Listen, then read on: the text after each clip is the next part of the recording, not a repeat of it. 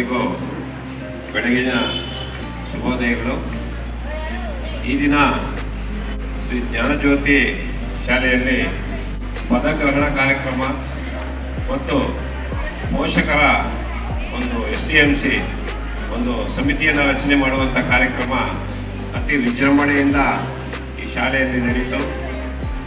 ಈಗಾಗಲೇ ಬಲರಾಮ್ ಅವರು ಹೇಳ್ದಂಗೆ ಎಲ್ಲರೂ ಸಹ ಏನು ಈ ದಿನ ಎಲ್ಲರೂ ಒಂದು ಅಧಿಕಾರವನ್ನು ಸ್ವೀಕಾರ ಮಾಡಿದ್ದೀರಾ. ಎಲ್ಲ ಮಕ್ಕಳು ಕ್ಯಾಪ್ಟನ್ ಆಗಿ ವಿವಿಧ ಹುದ್ದೆಗಳನ್ನು ಅಲಂಕರಿಸಿದ್ದೀರ. ನೀವೆಲ್ಲರೂ ಶಾಲೆಯ ಹಿತದೃಷ್ಟಿಗೆ, ಮಕ್ಕಳ ಒಂದು ಹಿತದೃಷ್ಟಿಗೆ, ಅದೇ ರೀತಿ ಈ ಶಾಲೆಯನ್ನು ವಿದ್ಯಾಭ್ಯಾಸಕ್ಕಾಗಿ ನೀವು ಹೆಚ್ಚಿನ ಗಮನ ಕೊಟ್ಟು ಈ ಎಲ್ಲ ಜವಾಬ್ದಾರಿ ಹೊತ್ತಂಥ ಮಕ್ಕಳು, ಪೋಷಕರಾಗಿರ್ಬೋದು. ಈ ಶಾಲೆ ಹಿಂದೆ ನಾವೆಲ್ಲ ಓದುವಾಗ ಒಂದು ಏನು ಯಾವುದೇ ರೀತಿ ಒಂದು ಸವಲತ್ತು ಕೂಡ ಇರಲಿಲ್ಲ. ನಮ್ಮ DA ಗೌಡ್ರಾಗಿರ್ಬೋದು, ನಾವೆಲ್ಲ ಈ ಸರ್ಕಾರಿ ಶಾಲೆಯಲ್ಲಿ ನೋಡಿದಾಗ ಏನು ಒಂದು ಸವಲತ್ತು ಕೂಡ ಇರಲಿಲ್ಲ.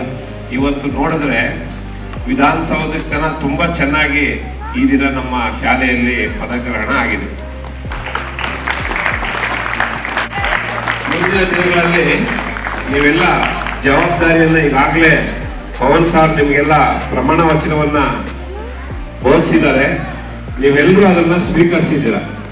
ನಮ್ಮ ಶಾಲೆಯ ಏನು ಮೂಲಭೂತ ಸೌಕರ್ಯ ಆಗ್ಬೋದು, ಅದೇ ರೀತಿ ಶಿಕ್ಷಣದ ಎಲ್ಲ ಸಿದ್ಧಾಂತಗಳಿಗೂ, ಮತ್ತು ನೀವು ಏನು ಮೊದಲನೇದಾಗಿ ಮಕ್ಕಳು ಶಿಕ್ಷಕರಿಗೆ ಯಾವ ರೀತಿ ಗೌರವ ಕೊಡಬೇಕು, ತಂದೆ ತಾಯಿಗೆ ಯಾವ ರೀತಿ ಗೌರವ ಕೊಡಬೇಕು, ನಮ್ಮ ಜವಾಬ್ದಾರಿ ಏನು ಅನ್ನೋದನ್ನು ಫಸ್ಟು ನೀವು ತಿಳ್ಕೊಂಡು ಶಾಲೆಯಲ್ಲಿ ಶಾಲೆ ಆಡಳಿತ ಮಂಡಳಿಗೆ ನೀವು ಫಸ್ಟು ಗೌರವ ಕೊಟ್ಟು ನಂತರ ಈ ಶಾಲೆಯ ಸಂಸ್ಕೃತಿಯನ್ನು, ನಿಮ್ಮ ಸಂಸ್ಕೃತಿಯನ್ನು ಎಲ್ಲವನ್ನ ಬೆಳೆಸ್ಕೊಂಡು ನೀವೆಲ್ಲರೂ ಮುಂದಿನ ದಿನಗಳಲ್ಲಿ 18 ವರ್ಷ 20 ವರ್ಷ ಆದಮೇಲೆ ನಿಮಗೆ ಏನು ಒಂದು ಮತದಾರ ಹಕ್ಕು ಸಿಗುತ್ತೆ, ಅವಾಗೆಲ್ಲ ನೀವು ಚುನಾವಣೆಗೆ ನಿಂತು ನೀವು ಸಹ ಒಂದು ನಾಯಕರಾಗಿ ಚುನಾವಣೆಯಲ್ಲಿ ಭಾಗವಹಿಸಿ ನೀವು ಸಹ ನಾಯಕರಾಗಿ ಗೆದ್ದು ಮುಂದಿನ ದಿನ ನೀವೆಲ್ಲರೂ ಈಗೇನು ಶಾಲೆಯ ಮಟ್ಟದಲ್ಲಿ ನೀವು ಪ್ರಮಾಣ ವಚನ ಸ್ವೀಕರಿಸಿದ್ರ, ಅದೇ ರೀತಿ ಮುಂದಿನ ದಿನಗಳಲ್ಲಿ ನೀವೆಲ್ಲರೂ